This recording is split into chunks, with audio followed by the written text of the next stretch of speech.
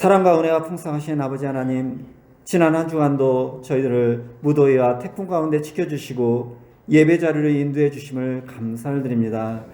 이 시간 감사와 경배를 올려드리오니 홀로 영광받아 주시옵소서. 오늘 드리는 예배가 하나님이 찾으시고 기뻐 받으시는 예배가 되게 하시고, 이 자리에 나온 심령들마다 마음에 성령님 찾아주시고 성령님과 연합되는 복된 예배가 될 수 있도록 은혜를 내려 주시옵소서. 또한 저희 기도와 간구에 귀 기울여 주시고 응답받는 복된 시간이 되게 하여 주시옵소서. 긍휼이 많으신 아버지 하나님, 이 시간 우리의 죄악을 회개하며 나아갑니다. 아직도 온전히 하나님을 섬기지 못하는 우리의 삶을 용서하여 주시옵소서. 영적으로 암울하고 어두운 이 시대 속에서 우리가 한 줄기 빛이 되어 살아가야 함에도 불구하고 빛을 발하지 못하고 죄악 속에서 방황하는 삶을 살았습니다. 이 시간 우리가 결단하고 죄악에서 돌이키게 하시고 이 땅에서 소금과 빛으로 선한 영향력을 드러내는 삶을 살게 하여 주시옵소서. 세상 사람들이 걸어가는 길이 아닌 좁은 길이라도 할지라도 주님 가시는 길을 따라 나아가는 우리의 삶이 되게 인도하여 주시옵소서. 이 민족을 사랑하시는 아버지 하나님, 이번 주는 우리나라의 해방과 자유를 가져다 준 날을 기념하는 광복절이 있습니다. 하나님께서 이 민족을 불쌍히 여겨주시고 해방시켜 주시고 우리를 구원하여 주신 줄 믿습니다.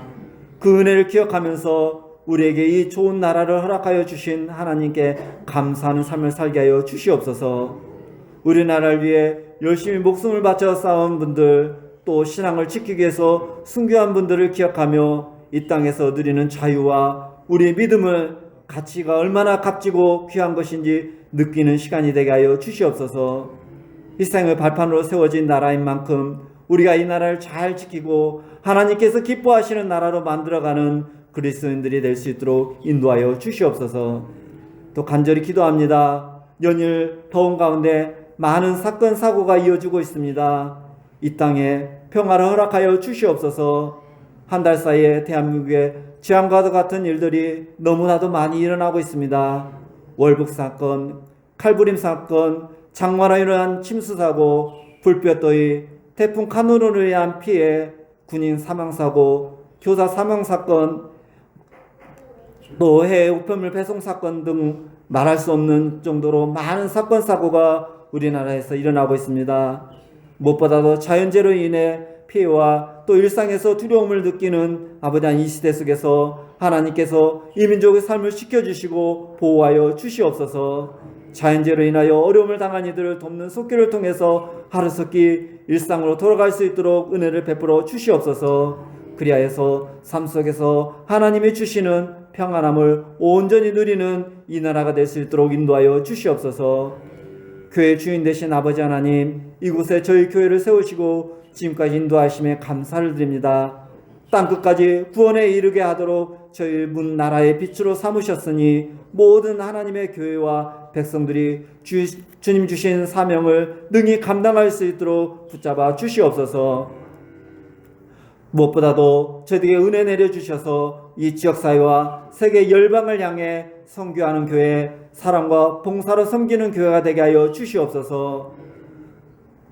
아버지 하나님, 천마디 말보다 한마디 말과 표현과 행동으로 구별되게 하시고 저희들 삶을 통하여서 예수님의 향기가 드러내는 귀한 성도들이 되게 하여 주시옵소서. 성도 간 나라와 또 교회와 이웃과 성도들 위해서 중보하는 복된 교회가 될 수 있도록 인도하여 주시옵소서. 사랑과 의로우신 아버지 하나님, 아직도 수그러들지 않고 있는 코로나와 각종 질병으로 고통당하는 성도들이 있습니다. 고통 중에 있는 성도들 고쳐주시고 지켜주시고 인도하여 주시옵소서. 성령의 하나님께서 하늘로부터 내려주시는 위로의 말씀을 통해서 회복되게 하여 주시옵시고 영원한 본향 천국의 소망을 바라보는 굳건한 믿음으로 모든 삶을 통해서 이겨나가는 귀한 삶이 될 수 있도록 인도하여 주시옵소서.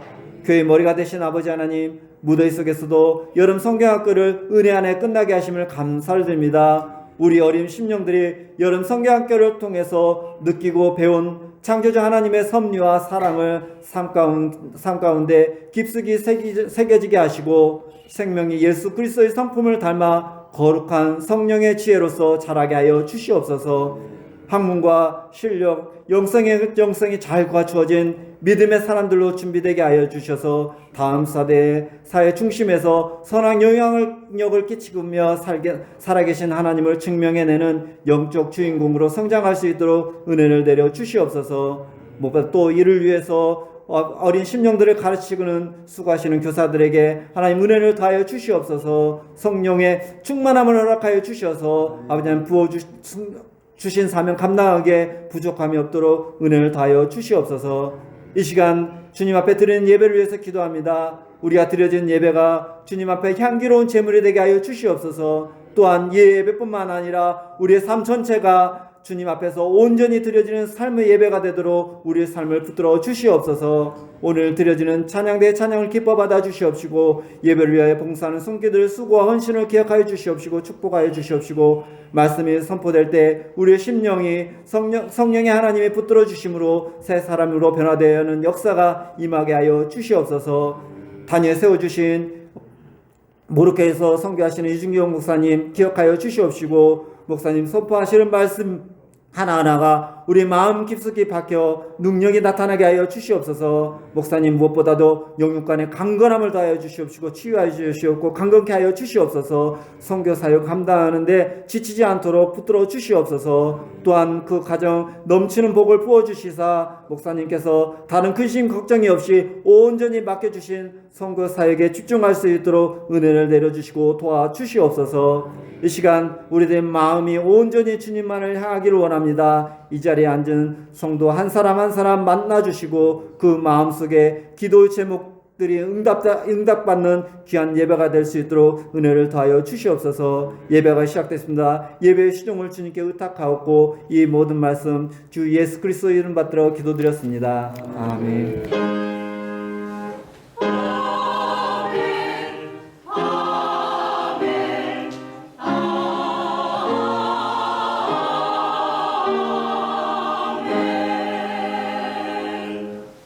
오늘 우리에게 주실 하나님 말씀은 구약성경입니다. 창세기 21장 1절로 7절까지 말씀입니다. 한 절씩 교독하겠습니다. 여호와께서 말씀하신 대로 사라를 돌보셨고 여호와께서 말씀하신 대로 사라에게 행하셨으므로 사라가 임신하고 하나님이 말씀하신 시기가 되어 아브라함이 그에게 태어난 아들 곧 사라가 자기에게 낳은 아들을 이름하여 이삭이라 하였고 그 아들 이삭이 난지 8년에 그가 하나님이 명령하신 대로 할례를 행하였더라. 아브라함이 그의 아들 이삭이 그에게 태어날 때에 100세라. 사라가 이르되 하나님이 나를 웃게 하시니 듣는 자가 다 함께 웃으리로다. 같이 시작. 또 이르되 사라가 자식들을 젖먹이겠다 하고 누가 아브라함에게 말하였으리오마는 아브라함의 노경에 내가 아들을 낳았도다 하니라. 아멘. 이 시간 우리 할렐루야 찬양대에서 하나님 앞에 찬양으로 영광 돌리겠습니다.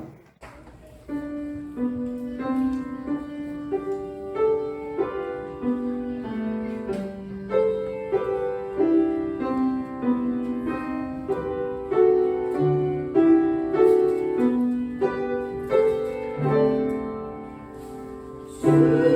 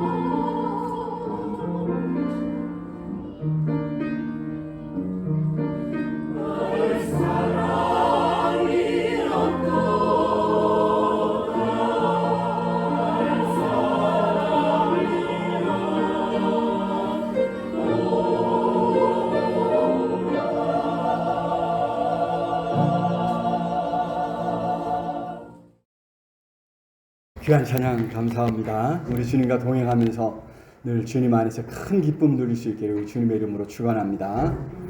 요즘 우리 찬양대가 너무 이 무더운 여름철에 모여서 연습하느라고 많이 애쓰시는데 제가 그래갖고 우리 주의자님한테 찬양대원들 너무 고생시키지 말고 주의자님의 멋있는 찬양 한번 들려주세요. 그랬더니 우리 찬양대원들이 싫대요. 안 된대요.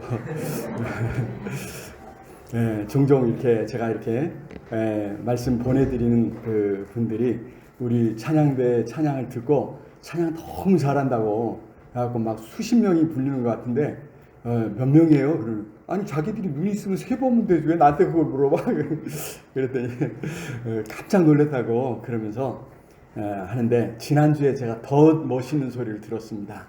우리 찬양 대원들이요 찬양 연습하는 시간이 너무 좋대요. 할렐루야. 그러면 되죠, 그죠? 네. 우리 잘 인도해 주신 우리 주의자님한테 수고했으니까 박수 한번. 박수했으니까 언젠가 우리 주의자님이 또 멋있는 찬양 한번 들려주실 줄을 믿습니다. 네. 박수에 공짜가 없어요. 네. 오늘은 우리 이준경 목사님 모셔서 말씀을 듣겠습니다. 지난 겨울에도 우리 말씀을 들었는데 우리 승찬 형제의 아버지고 저하고 신대원 동기여서 더구나 이제 아나톨레라고 하는 그 단체에서 같이 말씀을 연구하고 무엇보다 이제 매일 거의 뭐 매일 저는 잘 못하는 이 족구를 하면서 저를 무참히 깔아뭉갠 분이 제 뒤에 있는 목사님입니다. 저보다는 한참 형님이시는데 무엇보다 오늘 다시 이제 말씀을 이제 이렇게 모시게 된 거는 요즘 우리 새벽에 예레미야서를 살피는데 예레미야서에 이제 내일 그 제가 보내드릴 영상으로 보내드릴 말씀에 예레미야가 하나님의 말씀을 전하지 않고는 내 속이 불붙는 것 같아서 내가 견딜 수 없다 이런 고백을 하거든요. 요즘 우리 목사님이 다 그래요. 그래가지고 하나님 말씀을 기회만 있으면 전하고 싶어서 친구들 예년 친구들도 다 만나고 열심히 요즘 복음을 전하고 말씀을 전하는 일에 아주 심취해 계셔서 이럴 때 목사님 한 번 더 모셨으면 좋겠다 이런 생각을 해서 목사님께 말씀을 드렸더니 흔쾌히 이렇게 허락해 주셔서 이렇게 오셨습니다. 우리 목사님 나오실 때 큰 박수로 환영해 주시겠습니다. 참 웃게 하시는 하나님, 웃게 하시는 하나님 이런 제목으로 목사님 말씀 전해주시고 다시 박수.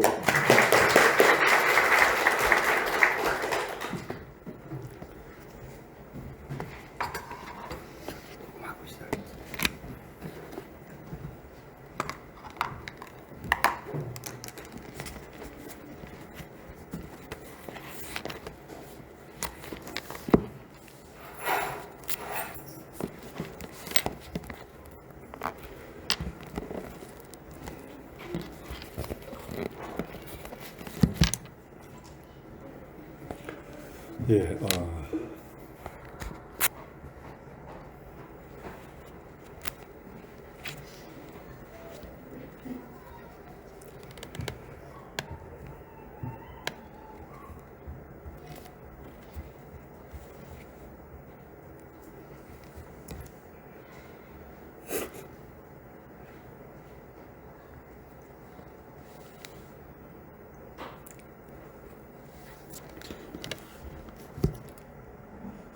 오늘 그 설교 제목이 웃게 하시는 하나님인데 이렇게 제가 이렇게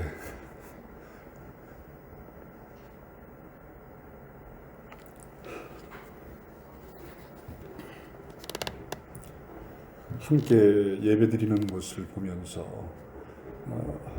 굉장히 감동이 되고요. 우리 찬양대 찬양을 들으면서도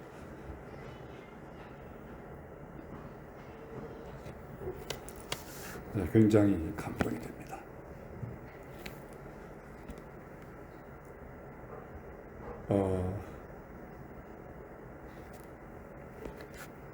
저는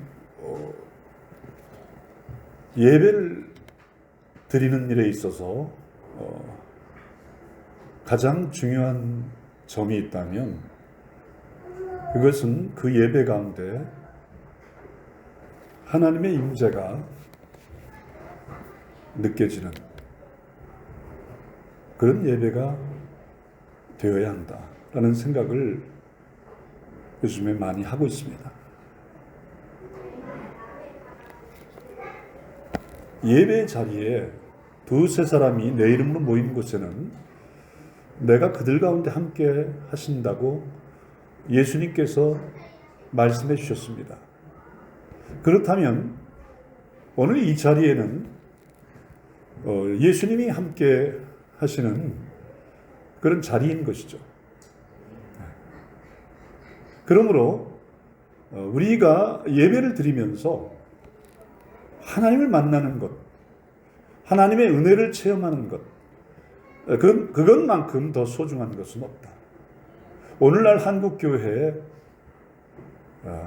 대형 교회들도 있고 수없이 많은 그런 아름다운 찬양도 있고요, 많은 퍼포먼스가 있는 그런 상황 가운데서 과연 하나님께서는 얼마나 그 예배를 기뻐 받으시고 그 예배를 통해서 하나님의 살아계심을 체험하고 하나님의 은혜를 체험하는 일들이 얼마나 있는가, 그런 것들을 생각해 봅니다. 그리고 저의 설교를 통해서는 과연 하나님의 말씀이 얼마나 잘 전파되고 있고 또 설교자인 저의 삶을 통해서 얼마나 하나님의 임재가 나타나게 될까, 그런 부분들에 대해서 저는 많은 관심을 기울이고 있습니다. 많은 설교가 오늘 주일을 맞이해서 행해지고 있습니다. 오늘날 설교의 자료는 차고 넘칩니다. 좋은 예화도 많고 원어를 해석할 수 있는 능력도 목회자들이 이제 박사학위를 받는 사람도 많고 탁월한 그런 점들, 그리고 스피치에 있어서도 말씀을 잘 전하는 그런 목회자들을 많이 볼 수 있습니다. 그런 설교가 차고 넘치죠. 그런데 그 목회자의 그 설교를 통해서 과연 얼마나 하나님의 임재가 나타나고 있는가, 그런 부분들이 참 중요하다고 생각하고, 오늘날 코로나를 이제 시기를 거치고 점점 더 교회가 약화되고 또 대면 예배 자리에 나오는 일들이 점점 작아지는 이 시대 속에서 그냥 TV에서 말씀 듣고 내가 원하는 분의 어떤 그 설교를 들으면서 그냥 그것을 예배로 그냥 대치하는 그런 일들이 많은 시대 속에서 오늘 한국 교회가 하나님의 은혜 가운데서 진정한 부흥이 일어나는 것을 위해서는 예배 현장 가운데 하나님의 임재가 함께 하시는 그런 일들이 일어나지 않으면 더 이상 젊은이들은 예배 자리에 나오지 않게 될 것이고, 그런 것들을 생각을 하게 되는 것입니다. 그런 점에서 오늘 우리 찬양대 찬양, 우리 지휘자님은 제가 좀 잘 모르지만 찬양을 아주 잘하시나 봐요. 그러니까 우리 최현우 목사님이 특성을 기대하시는 거 보니까 언제 우리 모로코에 또 한번 오셔서 특성만이 아니라 좀 그 찬양 간증을 한번 해주시면 좋을 것 같습니다. 우리 찬양대원들 전체도 초청하겠습니다. 오시면은 모로코에는 양고기가 좋습니다. 제가 직접 숯불에다가 양갈비를 구워서 대접을 해드리겠습니다. 근데 이제 저는 요즘에 하나님의 은혜 가운데 좀 살고 있는 것이 있어서 이렇게 열심히 사람들을 초청합니다. 근데 모로코가 너무나 멀어요. 그래서 잘 오는 분이 없어요. 그런데 좀 문제가 하나 있습니다. 저는 열심히 사람들을 초청하는데 아내한테 허락을 받지 않고 할 때가 많아서 아내는 제발 나한테 허락을 받고 초청하라고 그러긴 하지만 아마 우리 서영교회에서 오시면은 아마 누구나 다 환영을 하실 것이라고 생각합니다. 오늘 말씀의 제목은 웃게 하시는 하나님입니다. 하나님이 어떤 분이실까요? 우리 성도님들이 생각하는 하나님은 어떤 분이십니까? 우리를 야단치는 하나님? 물론 하나님께서는 어느 때는 우리가 범죄한 가운데 있을 때 우리를 야단치십니다. 하나님 함부로 할 수 없어요. 하나님 우리가 경외해야 될, 두려워해야 할 하나님이십니다. 하지만 하나님께서는 오늘 말씀에 의거해 보면 사라가 고백했습니다. 나로 하여금 웃게 하시니 라고 고백을 했습니다. 그래서 저는 하나님은 웃게 하시는 하나님이시다 라고 믿습니다. 하나님께서는 저와 성도님들이 웃기를 원하십니다. 우리 성도님들도 자녀들이 있는데 자녀들이 울며 다니기를 원하십니까? 근심에 찌들은 상태에서 살기를 원하시나요? 아니면 우리 자녀들이 항상 웃으면서 비록 직장생활 힘들고 여러 가지 많은 어려움이 있다 할지라도 그래도 기쁨으로 감사하면서 그 웃고 사는 자녀들을 보고 싶지 않습니까? 만날 때마다 찡찡거리고 엄마 돈 좀 주세요. 이런 요구만 하는 것이 아니라 제 우리 둘째 아들이 있습니다. 둘째 아들이 이제 결혼을 한다네요. 우리 승찬이보다는 5살 밑인데 형이 안 가니까 형을 자극을 주기 위해서 그런지 모르지만 결혼을 한다고 해요. 그래가지고 이번 주 19일 그 토요일에 제가 상견례라는 걸 하게 됩니다. 이게 안지가 얼마 안 돼요. 그래서 제가 지난번 8월 1일부터 3일까지 제주도에 갔습니다. 제 둘째는 제주 열방대학의 간사로 있습니다. 그래서 결혼한다고 하는데 화상으로 한번 보긴 했는데 그래서 직접 좀 봐야 될 거 아니에요. 그래서 봤습니다. 만났어요. 그 아이는 이름이 희선인데 애칭으로 써니라고 부르더라고요. 그런데 우리 아들보다 6살 연상입니다. 그러니까 우리 큰아들보다 1살이 많아요. 그런데요, 제가 이제 너희들을 만나게 됐으니까 자기들은 자기들이 밥을 살 것처럼 생각했겠지만 열방대학 간사가 무슨 돈이 많이 있겠습니까? 그리고 또 이제 며느리 후보인데 제가 잘 보여야 되잖아요. 빚을 내서라도 밥을 사줘야죠. 그래서 내가 회를 사줄게 해가지고 횟집에서 만났습니다. 그리고 이야기를 하는데 이거는 새로운 감동의 세계인 거예요.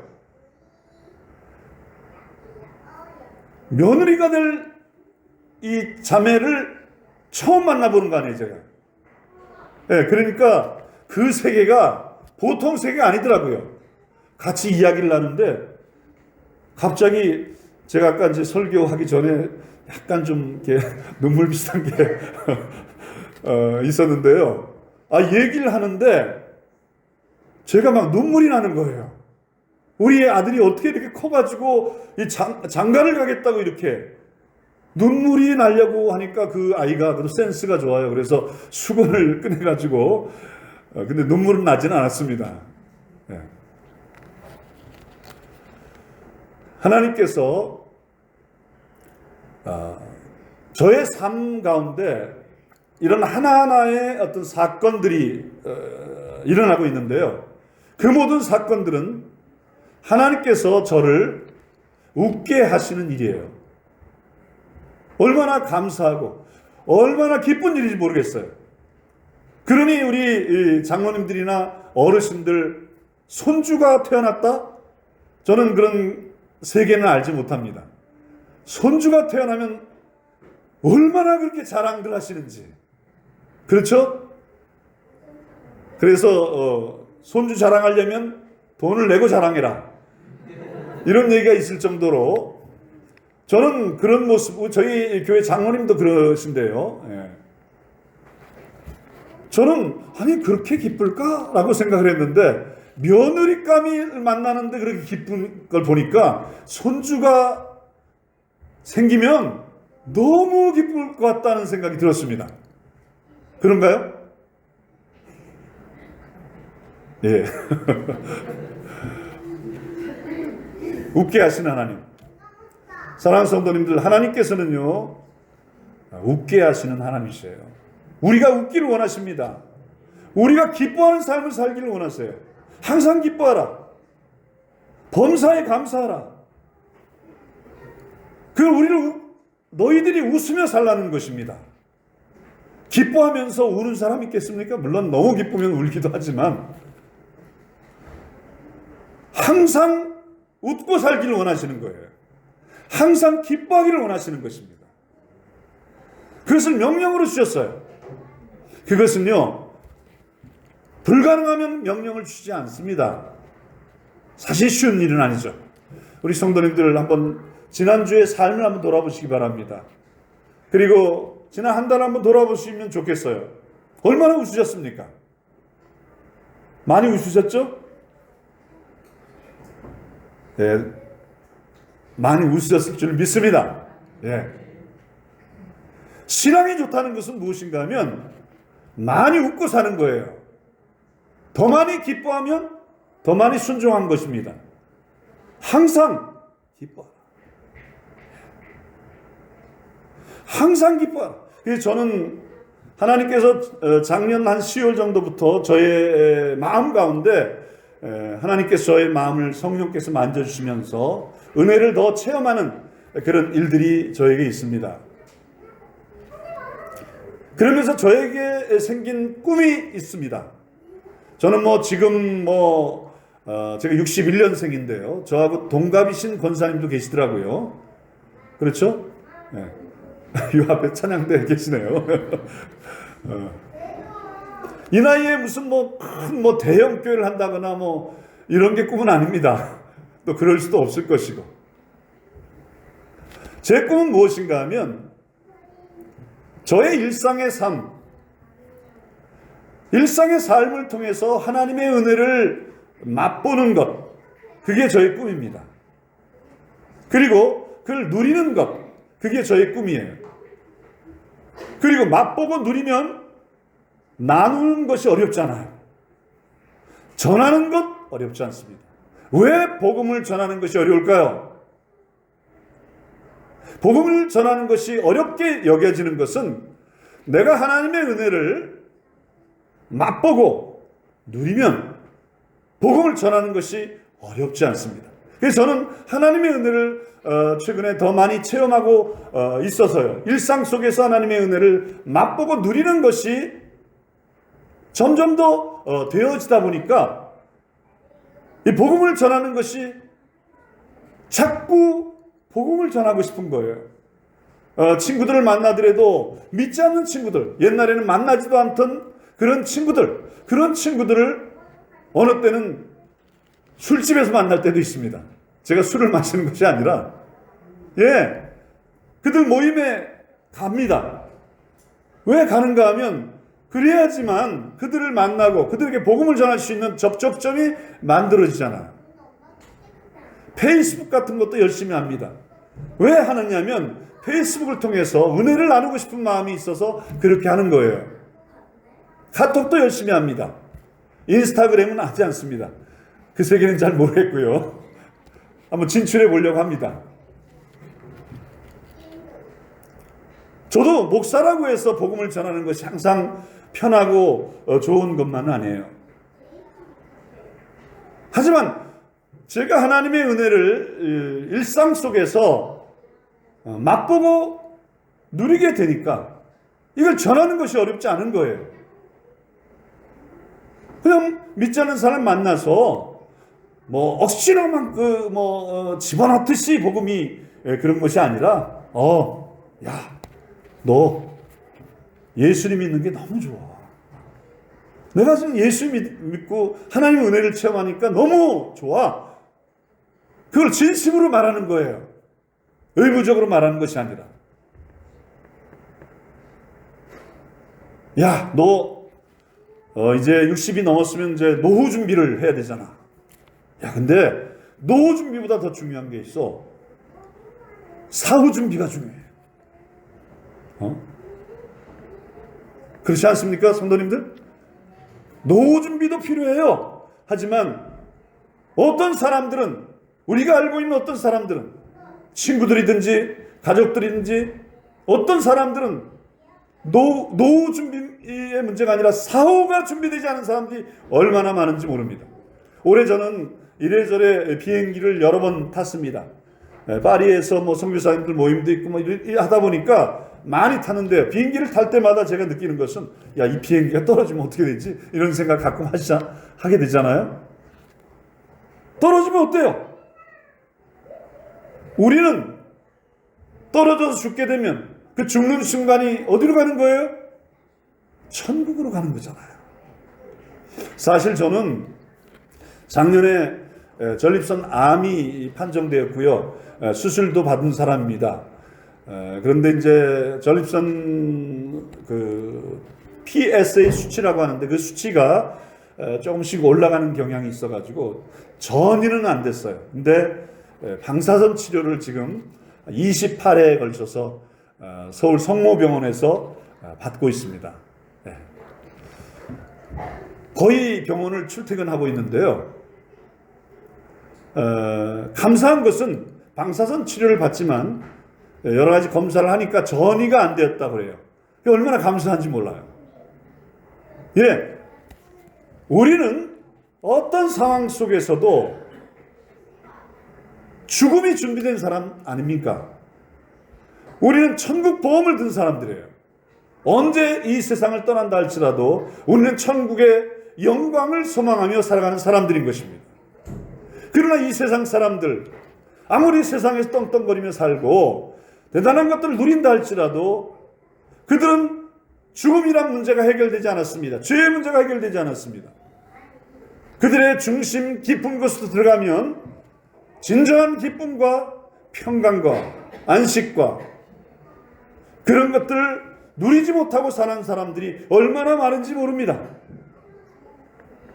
그러면 저와 성도님들이 주 안의 기쁨 누림으로 마음의 풍랑이 잔잔하니 세상과 나는 간대없고 후속한 주만 보이도다. 우리가 주님 안에서 은혜를 체험하고 맛보고 누리게 되면 마음의 풍랑이 잔잔하게 되는 거예요. 그리고 구속한 주님이 보이는 거죠. 웃게 하시는 하나님께서는 우리를 웃게 하시길 원하세요. 그러므로 그리스도인들은 웃을 수 있어야 됩니다. 진정한 기쁨과 감사를 가지고 믿지 않는 영혼들을 향해 나가서 기쁜 마음으로 복음을 전할 때 저와 성도님들을 통해서도 생명이 일어나는 놀라운 역사가 나타날 줄 믿습니다. 사라는 아이를 낳을 수 없었습니다.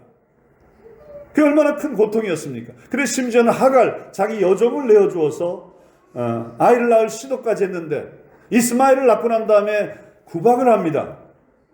우리 성도님들 아이를 낳지 못한 그런 아픔이나 괴로움, 그런 것들을 겪어본 분들이 있으신지 모르겠습니다. 저희 어머니는, 저는 이남 5녀의 장남입니다. 저는 정읍에서 태어났습니다. 근데 어머니가 우리 누나를 셋을 낳았습니다. 그런데 그 시대만 해도 딸을 셋 낳으면, 오늘날 같으면 딸을 셋 낳으면 세계 여행을 하러 다니지만, 그죠? 우리가 딸이 5이에요. 형제들이.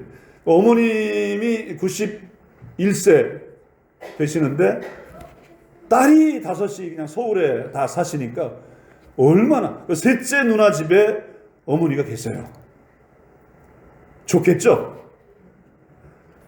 근데 그 당시는 딸을 셋 낳았으면 소박을, 그런 얘기가 어머니가 들었다고 합니다. 그래서 심한 정신적인 어려움도 어머니가 그 당시 교회를 안 다니실 때인데 겪었다고 해요. 그런데 제가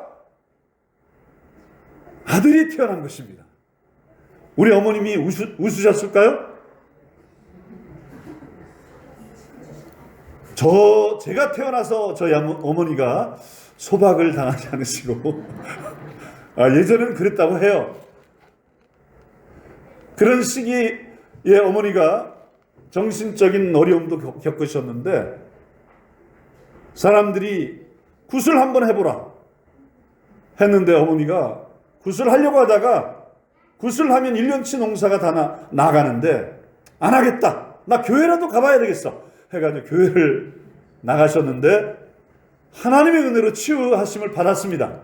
그래서 우리 서울에 사셨는데 서울에서 순복음 중앙교회 권사님으로 지금도 기도의 권사님으로 자녀들을 위하여 기도하고 그러다 보니까 그 아들을 낳지 못하는 그 아픔 속에서 아들을 낳을 때 그것이 얼마나 큰 기쁨이었겠어요. 사라가 그렇습니다.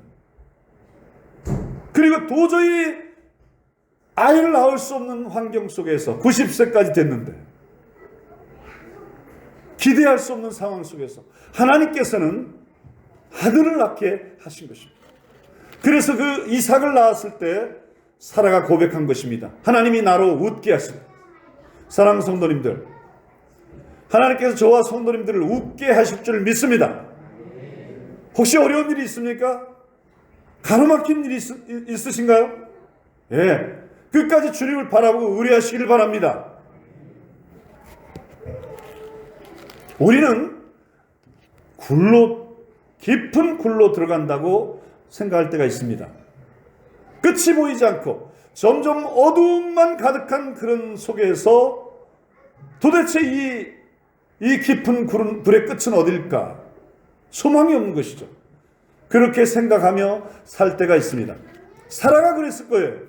하지만 믿음의 사람들은, 하나님의 자녀들은 굴 속으로 깊이 있게 들어가는 것만이 아닙니다. 우리는 터널을 통과하고 있는 중입니다. 터널은 지금 당장은 어둡지만 터널에는 끝이 있는 것입니다. 어느 날 빛이 보이고 그 터널을 통과하게 될 때 밝은 세상이 전개되는 것입니다.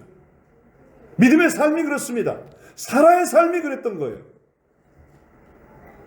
하나님께서는 저와 성도님들을 웃게 하시길 원하셔요. 기뻐하게 하시길 원하십니다. 에덴 동산은 어떤 곳입니까? 에덴 동산은 기쁨의 동산입니다. 기쁨의 동산에서 기쁘게 살기를 원하셨던 것입니다. 그런데 그 기쁨을 왜 빼앗겼습니까? 죄 때문입니다. 그 죄로 인하여 아담과 하와는 에덴에서 쫓겨났고 그리고 수고하면서 일을 해야 먹을 것을 얻게 되었고 여인들은 출산의 고통이 생긴 것입니다. 왜 우리가 기쁨을 잃어버릴까요? 왜 우리가 웃지 못합니까? 다른 것 때문에 그렇지 않아요. 사탄은요, 우리가 웃는 것을 원하지 않습니다. 우리가 은혜 가운데 사는 것을 원하지 않아요. 사탄이 가장 표적으로 삼는 사람은 뭐냐면 나 은혜 받았어. 이런 사람들을 표적으로 삼아요. 그래서 그를 꺾어버리려고 하는 거예요. 왜 우리가 기쁨을 잃어버립니까? 아담과 하와가 선악과를 먹음으로 불순종함으로 말미암아 죄를 지음으로 말미암아 기쁨을 상실하게 된 것입니다. 저와 성도들도 마찬가지예요. 잘 돌아보세요. 왜 나에게 기쁨이 사라졌습니까? 그래서 하나님을 바라보지 아니하고 세상을 자꾸 바라보고 세상을 바라보니까 자꾸 비교하게 되고 그래서 그 죄가 우리의 기쁨을 우리의 웃음을 빼앗아 가는 거예요. 하지만 우리가 영적 싸움에 승리하고 믿음으로 순종하는 삶을 살아가게 되면 우리는 항상 기뻐할 수 있고, 그리고 웃으면서 기쁨의 소식을 전할 수 있는 삶이 가능하다는 것을 꼭 믿으시기 바랍니다. 웃게 하시는 하나님, 저와 성도님들을 정말 웃게 하시기를 원하시는 거예요.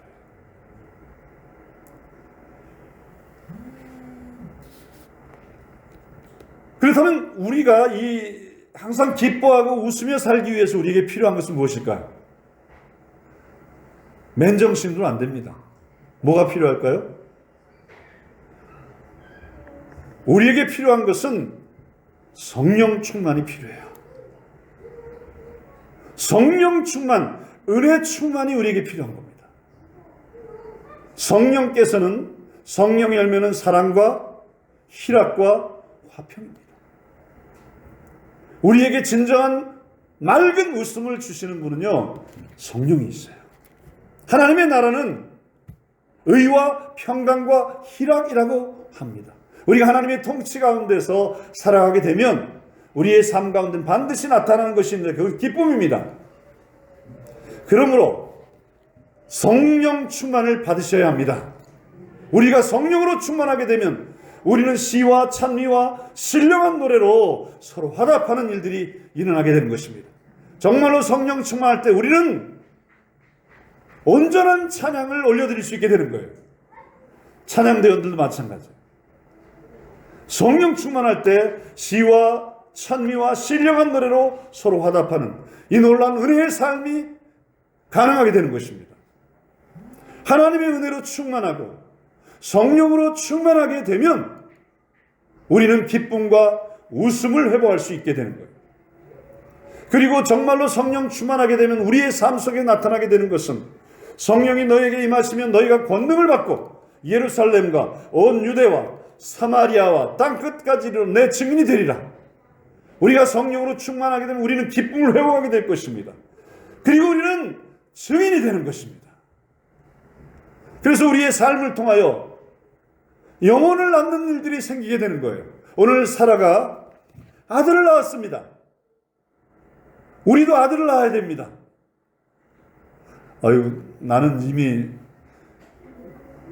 권사님인데 어떤 아들을 낳아야 돼요? 사랑하는 성도님들, 생육하고 번성하여 땅에 충만하라. 영혼을 낳는 삶을 살아가시길 바랍니다. 올 한 해를 지나면서 한 영혼을 품으셨습니까? 한 영혼에게 복음을 전하기 위하여 품고 지금까지 얼마나 기도하시나요? 교회가 성장하는 것은 반드시 대형교회가 되어야 되는 건 아니지만 성장하는 것은 다른 길이 없어요. 우리 성도님들이 복음을 전해야 되는 거예요. 그래서 1년에 한 명이라도 전도하게 되면 어떻게 돼요? 그 다음에는 어떻게 될까요? 그런 일이 일어나게 될 수 있겠습니까? 일단 아멘 하시기 바랍니다. 우리 한 사람 한 사람이 사라가 아들을 낳은 것처럼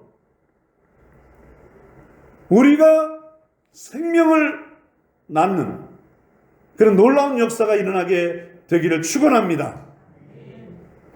한 영혼을 구하는 것이 천하를 얻는 것입니다. 우리는 알렉산더라든가 징기스칸이라든가 나폴레옹이라든가 그런 삶은 기대할 수 없을지 몰라요. 하지만 한 영혼은 우리가 그 한 영혼을 품고 그것이 1년, 2년이 되든지 복음을 전하여 한 영혼이 나로 인하여 예수를 믿게 되고 생명을 얻게 되면 그것은 천하를 얻는 일인 것이에요.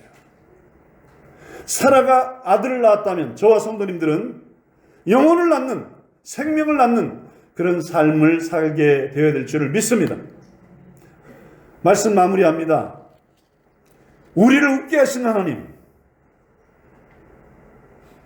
그 웃게 하신 하나님 앞에서 우리는 그러면 어떻게 살아야 될까요?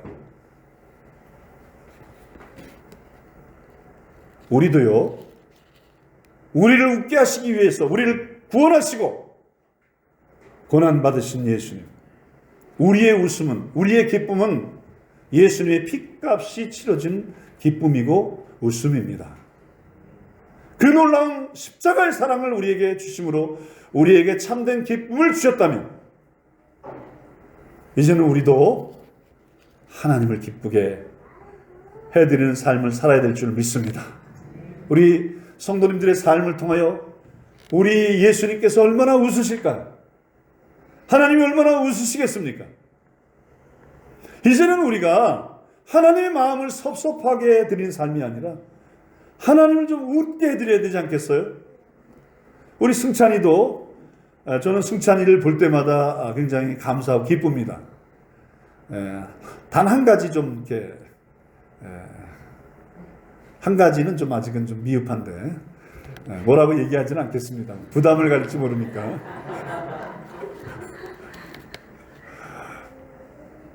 자녀들이 기쁨이 아닙니까? 우리가 하나님의 기쁨이 되어드리기 위해서 우리에게 필요한 것은 다른 것이 아니에요. 우리 하나님을 자꾸 만나셔야 됩니다. 자꾸 만나셔야 돼요. 우리 부모님이 제일 기대하는 건 뭐예요? 자녀들이 그 얼굴을 보여드리는 것을 기뻐하지 않습니까? 그러므로 우리가 하나님 앞에 말씀과 기도를 통해서 자꾸 하나님을 만나야 될 줄 믿습니다. 기도 많이 하셔야 돼요. 기도가 뭡니까? 기도는 하나님과의 대화입니다. 왜 하나님께서 우리가 기도하라고 할까요? 우리의 필요를 모르실까요? 모를까요? 우리 최현홍 목사님 필요를 하나님 모르실까요? 하나님은 우리의 필요를 다 알고 계세요. 왜 기도하라고 하죠? 그거는요, 하나님 우리와 이야기를 나누고 싶으신 거예요. 좀 사귀고 싶으신 거예요. 좀 만나고 싶어 하시는 거예요. 근데 우리가 너무나 바쁘고 세상 일에 빠져가지고 하나님을 만나는 일이 너무 없을 때가 많습니다. 그러므로 자꾸 하나님을 만날 때 하나님은 우리를 인하여 기쁨을 이기지 못하여 하시는 하나님의 은혜가 있을 줄 믿습니다. 말씀과 기도를 통해서. 두 번째로 하나님을 기쁘시게 해드리기 위해서는 우리의 믿음과 순종을 보시면서 하나님 기뻐하시는 것입니다. 믿음이 없이는 기쁘시게 하지 못하나니. 하나님께 나아가는 자는 반드시 그가 계신 것과 자기에게 상 주시는 이심을 믿어야 할지니라. 히브리서 11장에 있는 말씀합니다. 믿음. 우리가 어떤 상황 속에서도 하나님을 의뢰하고 믿고 나갈 때 하나님은 기뻐하시는 것입니다. 그래서 두려워하지 말고 염려하지 말고 내가 있잖아. 내가 너의 아버지야. 그럴 때 그 우리의 믿음을 보면서 하나님께서는 기뻐하시는 줄을 믿습니다. 마지막으로 하나님 기뻐해 드리는 방법은 다른 것이 아닙니다. 하나님이 가장 기뻐하실 때는 한 영혼이 돌아올 때입니다. 한 영혼이 돌아올 때 하늘에서는 잔치가 벌어집니다. 저와 성도님들을 통해서 영혼이 구원되는 일들이 일어나게 될 때, 우리 서영교회를 통해서 생명이 일어나는 일들이 있을 때 하나님께서는 이 교회를 인하여 정말 기뻐하시고 우리에게 웃음을 주시는 하나님. 이제 우리가 하나님의 마음을 기쁘게 해드리는 그런 삶을 잘 살아가는 저와 성도님들 되시기를 예수님의 이름으로 축원합니다. 기도하겠습니다. 하나님 아버지, 우리의 삶을 붙들어 주셔서 우리가 항상 일상 속에서 하나님의 은혜를 맛보고 누릴 수 있게 하여 주시고, 그래서 우리가 나누고 전하는 삶을 잘 살 수 있도록 인도하여 주시옵소서. 우리에게 기쁨과 웃음을 주시는 하나님께 감사하면서 이제는 우리도 하나님의 마음을 기쁘게 해드리는, 하나님께서 웃게 해드리는 하나님, 그런 그 삶을 저희도 살 수 있도록 인도하여 주시옵소서. 그렇게 하나님을 기쁘게 해드리는 서영교회로 주님 사용하여 주시옵소서. 예수님의 이름으로 기도드리옵나이다. 아멘.